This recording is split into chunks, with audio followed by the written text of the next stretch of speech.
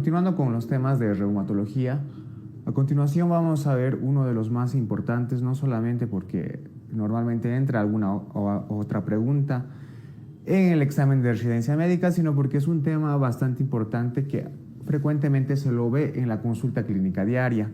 Estamos hablando de la artritis reumatoide, ¿no? Entonces, como tú ves aquí en la imagen, pues evidentemente hay una afectación articular, ¿no? Y básicamente, si bien esa es una definición bastante sencilla, como vamos a ver más adelante, hay una complejidad de sistemas que están incluidos en su patología y también distintas manifestaciones clínicas. Empezamos. Bien, vamos a definir a la artritis reumatoide como una enfermedad crónica, ¿no? Eso es importante. Es una enfermedad crónica y también es inflamatoria. Es crónica e inflamatoria, ¿no? También es sistémica. Por lo tanto, si bien la parte articular es la más afectada, ¿no?, hay una manifestación o afectación de varios sistemas de nuestro organismo. Entonces es una enfermedad crónica, inflamatoria, sistémica, que afecta evidentemente principalmente a las articulaciones, ¿no? Y esta afectación de las articulaciones tiene dos características. La primera es que es simétrica y la segunda es que es una afectación poliarticular, ¿no? Y evidentemente la evolución de esta enfermedad pues es variable. Entonces es una enfermedad crónica que tiene un fuerte componente inflamatorio, además es sistémica porque afecta a varios órganos de nuestro cuerpo y también principalmente afecta a las articulaciones. ¿Pero cómo? De forma simétrica y cuya afectación es poliarticular. Respecto de la epidemiología, pues evidentemente es una enfermedad que afecta con más frecuencia a mujeres que a los varones, ¿no? De 4 personas que tienen artritis reumatoide, 3 son mujeres. Entonces hay una proporción entre mujeres a varones de 3 a 1, ¿no? Es una enfermedad que afecta con más frecuencia a las mujeres. A escala mundial, pues aproximadamente entre el 0.5 a 1% de la población mundial de adultos pues tiene artritis reumatoide. Como ven, es una enfermedad que es relativamente frecuente. Vamos a hablar acerca un poco de su patogenia. Bueno, evidentemente, dentro de la patogenia de la artritis reumatoide se mezclan un montón de cosas, pero entre las principales tenemos factores genéticos, factores ambientales y obviamente una respuesta inmunitaria. Dentro de los factores genéticos, pues se ha visto mediante estudios de que hay mucha más prevalencia de artritis reumatoide en personas que tengan familiares de primer grado con esta enfermedad. Entonces, hay un componente genético. Se ha demostrado una fuerte asociación del antígeno leucocitario humano DR4, ¿no?, en pacientes que tengan artritis reumatoide. Respecto de los factores ambientales, pues no está muy claro, pero hay ciertas infecciones que puedan desencadenar una respuesta inmunitaria, el humo del tabaco que también está relacionado, ¿no? Entonces, estos factores ambientales sumados a la predisposición genética conducen a una respuesta inmunitaria. Y esta respuesta inmunitaria es la que te voy a explicar aquí en este gráfico que tú ves en la diapositiva. Como tú ves en la parte superior, pues ves encuadrada una articulación, una interfalángica proximal más propiamente, ¿no? ¿Qué es lo que pasa en esta articulación? Pues evidentemente una persona determinada con factores genéticos predisponentes, ¿no?, que haya estado expuesta a ciertos factores ambientales, desencadena una respuesta inmunitaria a nivel de ¿dónde? A nivel de nuestros linfocitos, ¿sí? Nuestros linfocitos van a estimular tanto a macrófagos como a fibroblastos y a los famosos sinoviocitos. ¿Y qué es lo que va a ocurrir? Los macrófagos van a liberar una serie de mediadores inflamatorios, ¿sí?, Y estos mediadores inflamatorios van a reclutar a más neutrófilos. Y los neutrófilos, junto con los macrófagos y a su vez junto con otras células, como los sinoviocitos, van a liberar una serie de mediadores inflamatorios, ¿no? Estos mediadores inflamatorios van a producir una inflamación a nivel articular.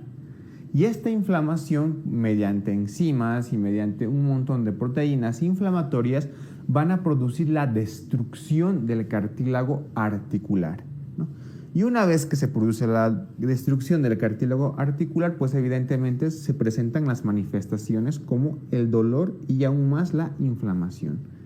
En su intento por reconstruir este tejido, pues el organismo va a producir, mediante la respuesta inflamatoria, un tejido de granulación al cual denominamos panus, ¿no? El famoso panus articular, que no es más que un tejido de granulación. Entonces, básicamente, esta es la forma en la cual se desarrolla la artritis reumatoide. Una persona con ciertos factores genéticos, ¿no?, que se expone a ciertos factores ambientales, desencadena toda la respuesta inmunitaria que te he mencionado, ¿no? Primero los linfocitos, que activan a los macrófagos y demás células. Estos macrófagos liberan mediadores inflamatorios, se reclutan más neutrófilos, se amplifica la respuesta inflamatoria y como resultado tenemos destrucción articular y evidentemente sus manifestaciones como dolor y evidentemente la inflamación. Bueno, las manifestaciones clínicas. Pues evidentemente las manifestaciones clínicas son variables, ¿no? Como te he indicado, es una enfermedad sistémica. Sin embargo, evidentemente las manifestaciones más claras se producen a nivel de las articulaciones. Entonces, en este gráfico tú puedes observar los lugares donde se puede haber afectación de la artritis reumatoide. Tienes que tener claro que la afectación es simétrica. La afectación articular tiene esa característica, ¿no? Es simétrica. Y bien, al ser simétrica nos referimos es que si afecta a una parte de la articulación, también afectará a la otra contraparte. Puede afectar a un montón de articulaciones, pero las más frecuentes evidentemente son en las manos, evidentemente en las metacarpofalángicas y en las interfalángicas, pero sobre todo en las interfalángicas proximales, ¿sí? Como aquí tú ves una imagen más amplificada, se afectan sobre todo las interfalángicas proximales y las metacarpofalángicas, ¿sí? Son las articulaciones más afectadas sin duda. Como te había mencionado, se pueden afectar un montón de articulaciones, pero las más frecuentes evidentemente son las de la mano, principalmente las interfalángicas proximales y las metacarpofalángicas. Es muy, pero muy raro, y de hecho podemos decir que no se afectan las interfalángicas distales, ¿no? Eso es una característica de la artritis reumatoide, que no afecta las interfalángicas distales, ¿no? Si hubiera afectación de las interfalángicas distales, muy probablemente tendríamos que sospechar en otra patología reumatológica. Bien, también evidentemente se pueden afectar las articulaciones de los pies, sobre todo. Hay afectación de grandes articulaciones, como articulación de la rodilla. Evidentemente se puede afectar también los hombros, el codo, ¿no? La afectación, como te había mencionado, es simétrica, ¿no? Es una característica principal. Tienes que recordar de que la afectación de la columna vertebral no es frecuente y generalmente los pacientes con artritis reumatoide pues no mencionan dolor lumbar, por ejemplo. Hay una excepción en la cual puede haber una afectación de la columna, pero cervical, ¿no? Hay afectación de la columna cervical, ¿no?, sobre todo a nivel de una articulación, que es de la primera y segunda vértebra cervical, y eso nos produce una luxación atlantoaxoidea.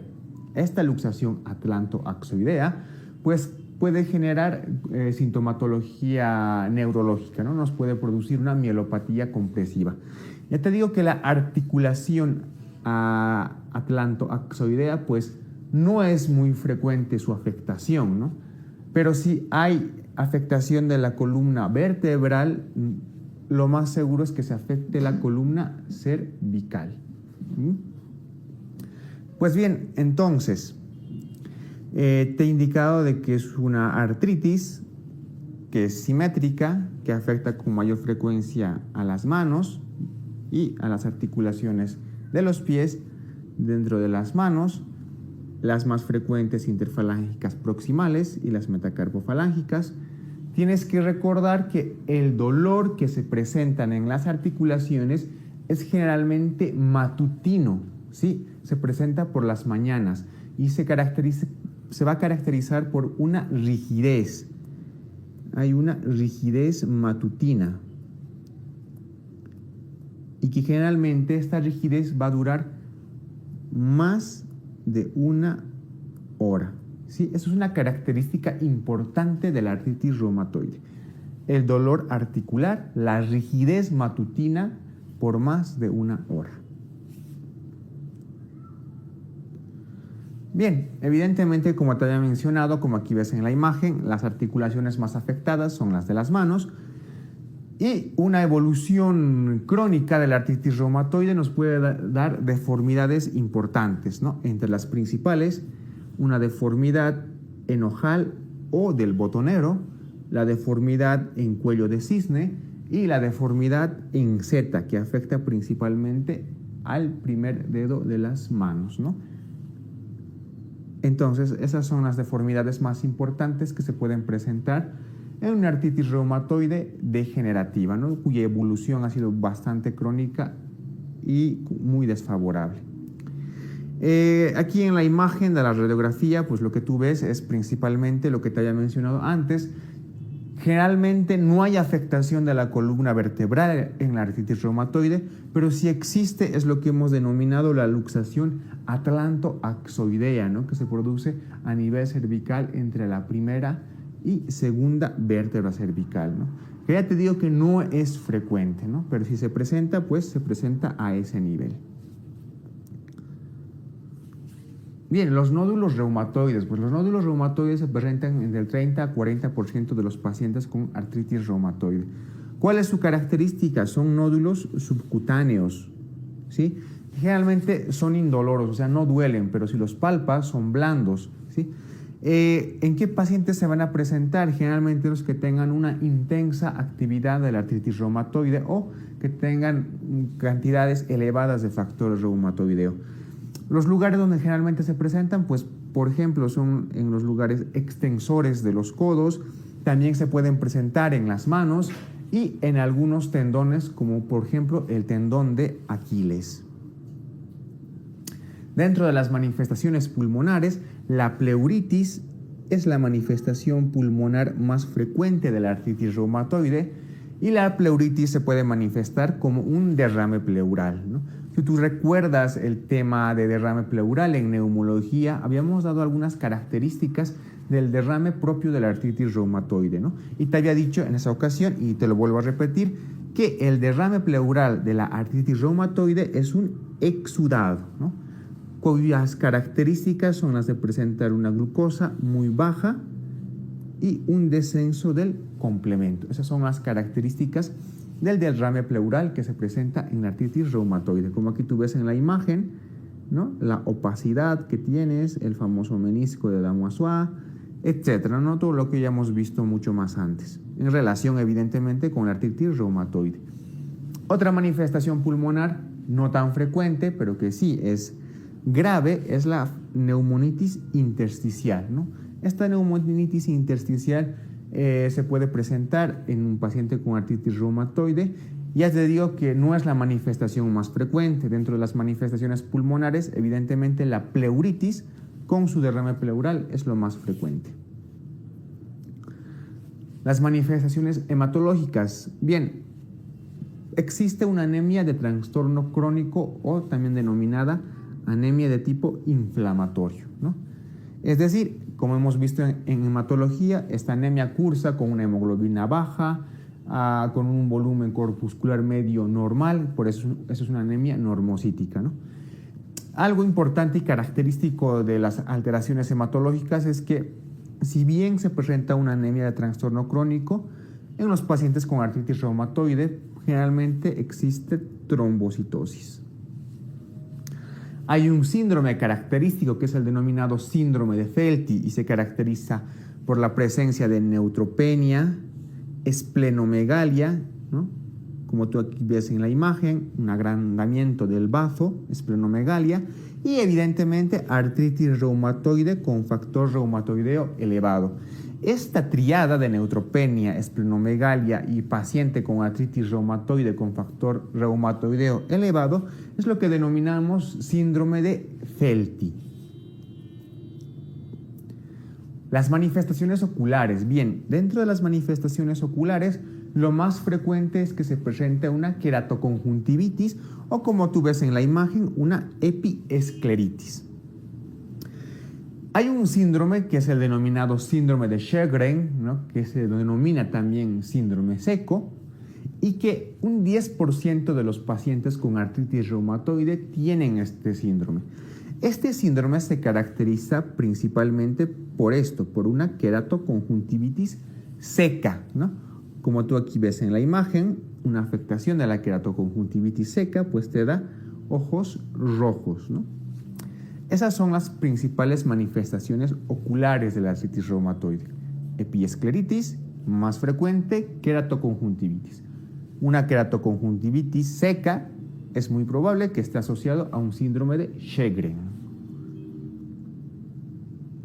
Bien, hay otras manifestaciones clínicas, evidentemente, como por ejemplo a nivel renal, una artritis reumatoide crónica en el tiempo que no se controla de buena manera, pues puede desarrollarte una amiloidosis.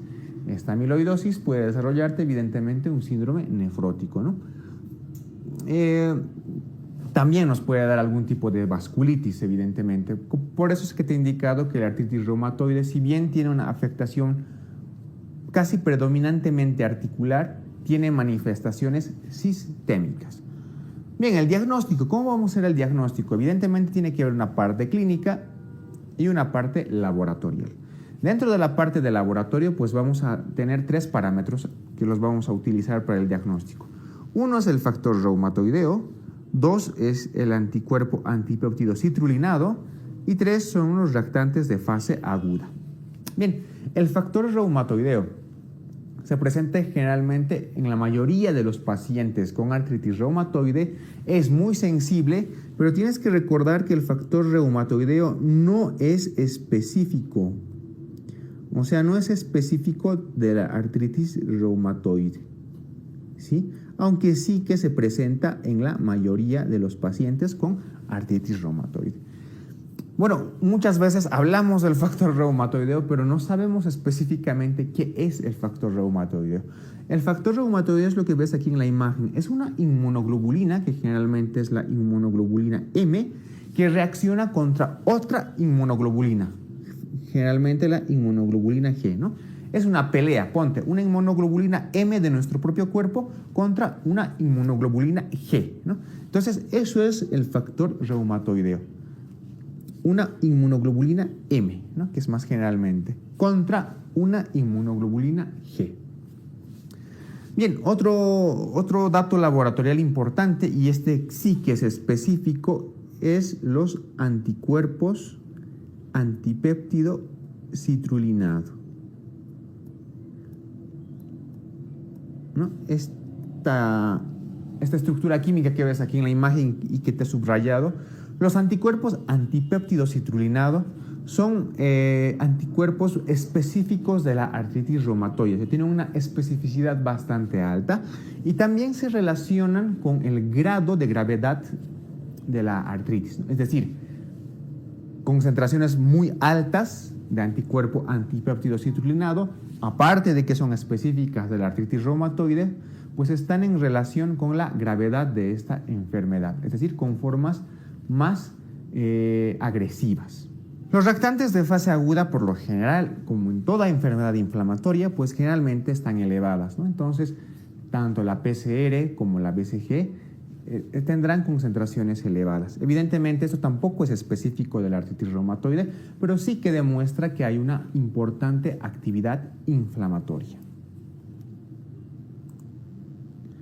Bien, otro estudio que nos va a ayudar no solo en el diagnóstico, sino también en la evolución de la artritis reumatoide, pues es la radiografía, ¿no?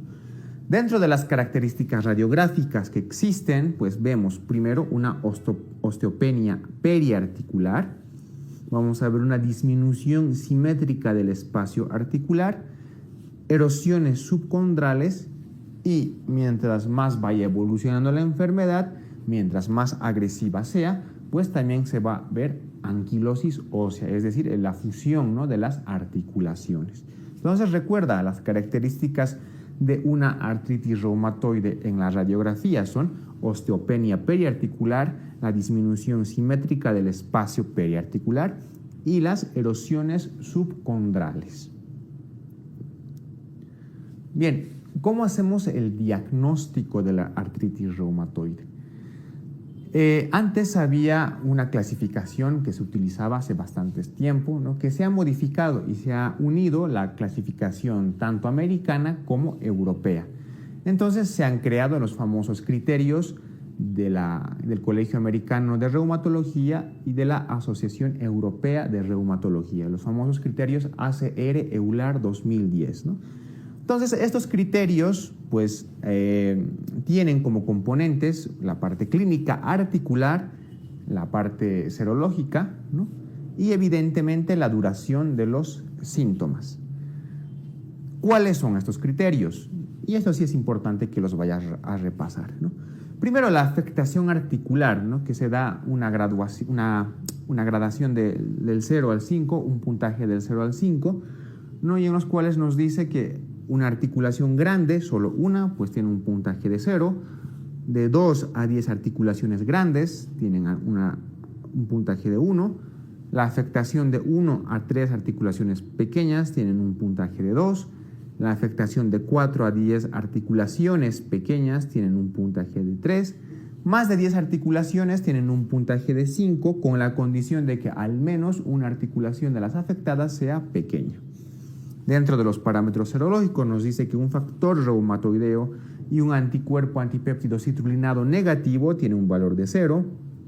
Un factor reumatoideo o anticuerpo antipéptido citrulinado positivo, pero bajos, es decir, menos de 3 del valor normal que tiene un puntaje de 2.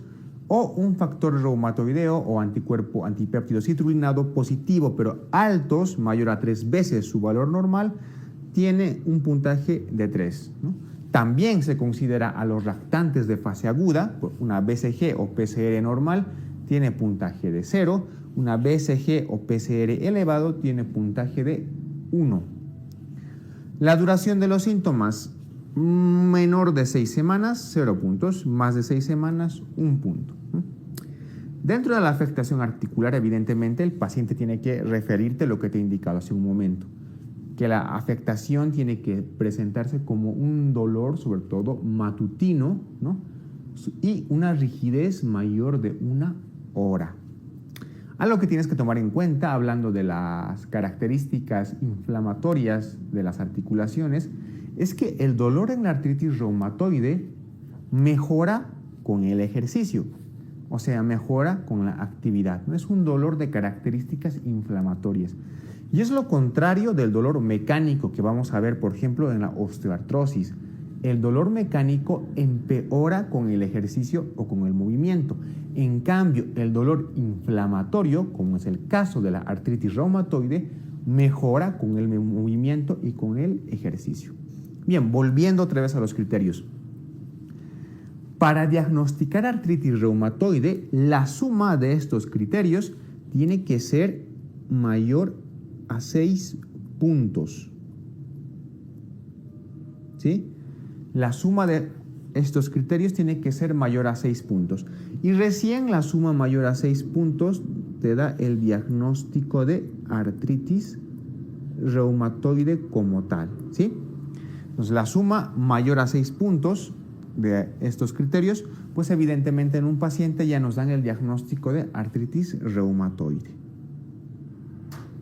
El tratamiento, bueno, ¿cómo vamos a hacer el tratamiento? Primero, evidentemente, medidas generales, como incentivar el ejercicio, pero evidentemente moderado en los pacientes que tengan esta enfermedad.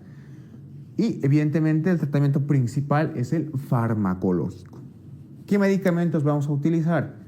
Dentro de los antiinflamatorios, evidentemente los AINE o corticoides. Los AINE reducen el dolor y la inflamación de forma inmediata. Podemos utilizar bastantes, ¿no? Ibuprofeno, podemos utilizar naproxeno,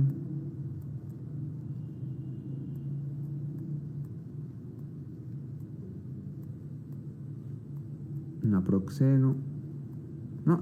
Cualquiera de los AINES, evidentemente, tienen la misma funcionalidad o efecto dentro de la artritis reumatoide. Los corticoides, bueno, los corticoides se tienen que utilizar, pero en dosis bajas. Pero como te había mencionado en el primer tema, tienen bastantes efectos adversos, ¿no? Entonces, se tienen que utilizar en dosis bajas y por un corto periodo de tiempo. Estos dos, tanto los AINES como los corticoides, ¿sí?, simplemente te van a dar un alivio sintomático, ¿sí? Tienen un alivio sintomático. Es decir, no van a modificar el progreso o la evolución de la enfermedad. Simplemente te van a dar alivio sintomático, porque evidentemente disminuyen el dolor y la inflamación. Los que sí son fármacos de primera línea y van a modificar la evolución de la enfermedad son los famosos fármacos denominados FAMI, ¿no? Fármacos modificadores de la enfermedad, y cuyo fármaco representante y el de primera línea dentro de los FAME es evidentemente el metrotexate. El metrotexate es el fármaco de primera línea que se utiliza en el tratamiento de la artritis reumatoide y tiene que empezar a usarse lo más antes posible. Es decir, yo diagnostico artritis reumatoide a un paciente y inmediatamente tengo que darle metrotexate. ¿Por qué? Porque es el único fármaco, bueno, no el único, pero pertenece al grupo de los fármacos que van a modificar la evolución y la progresión de la enfermedad. Hay otros fármacos modificadores, evidentemente, ¿no? Como la sulfasalacina, etcétera, ¿no? Hay un montón de otros inmunosupresores que están dentro de estos FAME, pero recuerda que el más importante y el de primera línea, el de elección, es el metrotexate. Bien, hay otros fármacos que son los fármacos biológicos que realmente han dado una revolución en el tratamiento de la artritis reumatoide, porque no solamente intervienen en la progresión de la enfermedad, ¿sí?, sino también ayudan evidentemente a disminuir sus manifestaciones. Estos fármacos biológicos principalmente tenemos los antifactor de necrosis tumoral. Dentro del principal y el más conocido evidentemente está el infliximab y el adalimumab. Otros fármacos biológicos que se utilizan en la artritis reumatoide son, por ejemplo, los antagonistas del receptor de la interleuquina 1, la anakinra, los anti-CD20 como el rituximab, los inhibidores de la coestimulación de linfocitos T como el abatacept, ¿no? Sin duda, pero dentro de los biológicos los más conocidos son los antifactor de necrosis tumoral, ¿no? Dentro de los principales el infliximab y el adalimumab. Entonces, tanto los FAME, dentro de los cuales está el metrotexate, como los fármacos biológicos, estos sí van a modificar la evolución y la progresión de la enfermedad. Los AINE y los corticoides no modifican la evolución de la enfermedad, pero sí te dan alivio sintomático. En cambio, metrotexate, que está dentro de los FAME, y los biológicos sí que modifican la evolución de la enfermedad. Entonces, ¿cómo vamos a hacer nuestro esquema de tratamiento? En primer lugar, a los pacientes que no les falte su AINE o su corticoide.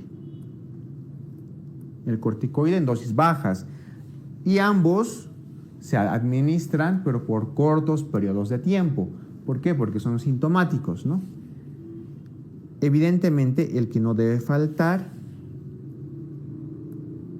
es el FAME, pero en este caso el de primera línea, el metrotexate.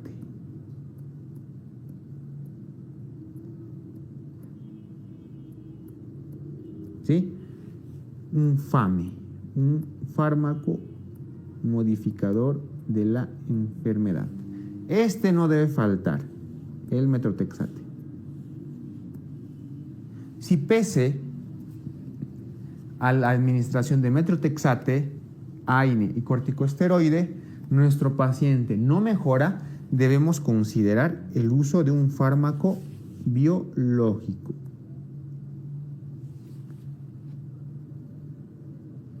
Un fármaco biológico, como por ejemplo un inhibidor del factor de necrosis tumoral, ¿no? Como el infliximab o el adalimumab, ¿no? Entonces, esta es la escala que más o menos se realiza en el tratamiento de la artritis reumatoide. Para tratamiento sintomático, AINE o corticoide. De primera línea y que no debe faltar, un FAME, en este caso, metrotexate. Si no mejora con el metrotexate, podemos pensar en la administración de un fármaco biológico, como un inhibidor del factor de necrosis tumoral, como el infliximab o el adalimumab. Bien, entonces estas son las pautas principales que te puedo dar respecto de la artritis reumatoide.